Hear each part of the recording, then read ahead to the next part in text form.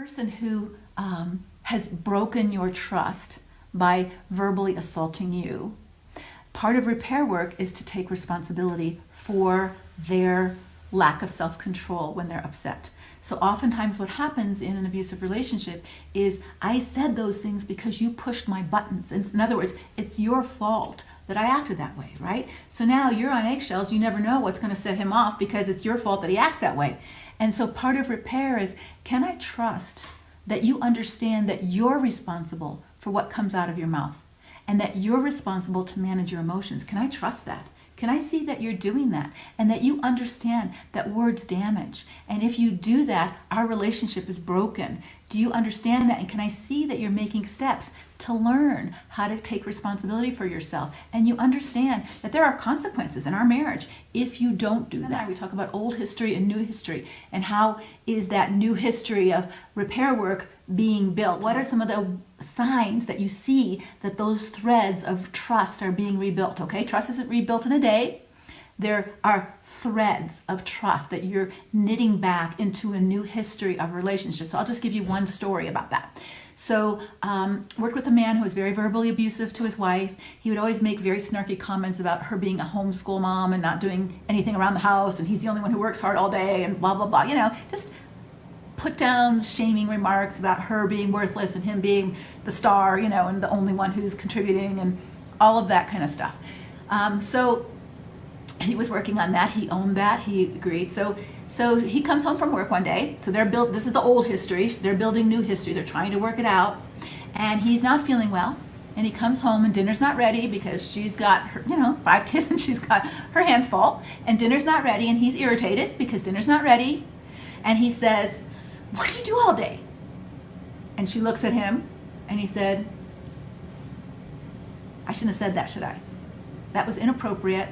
I'm not feeling good and I have a bad cold coming on and I'm hungry, and that was a snarky thing to say, and I am so sorry. I don't want to keep doing that, and I shouldn't have said that. So I'm sorry, and I'm going to go lay down and let me know when dinner's ready." All right? So what was different about that? What was different about it? He still said a snarky thing because that's his habit. What was different was that when she gave him that look like, "Are we going there?" All right? He caught it and he owned it and he took responsibility. It's his issue. He shouldn't have said it. I'm aware. I'm not feeling good. I've got a cold coming on. I'm hungry. I'm more vulnerable to saying snarky things during those moments. It's not your fault that I didn't have dinner ready or you didn't have dinner ready, but I got to take care of me now. I'm going to go lay down and take care of me so that I don't vomit on you.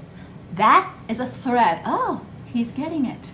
He's understanding that you just can't treat me this way just because you don't feel good or just because I don't have dinner ready.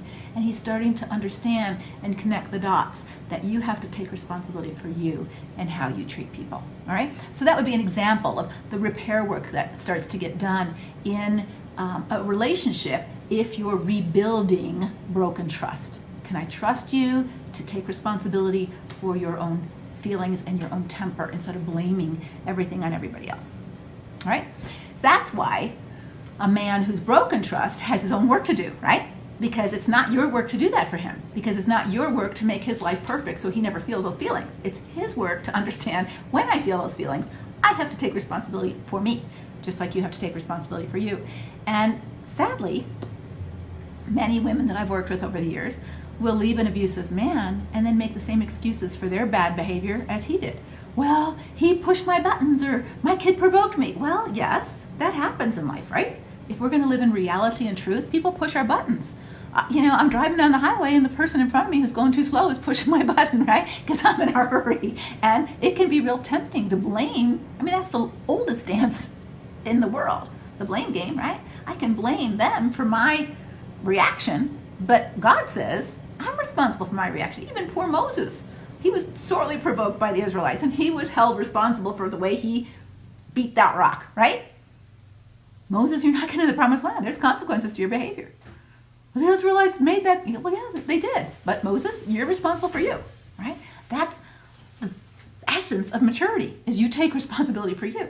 And if you don't do that, and you blame everybody else for the way you act, you're not thinking right, and you're not safe, because then someone can't trust you, because I can never be a perfect enough person that you're never going to be aggravated by me.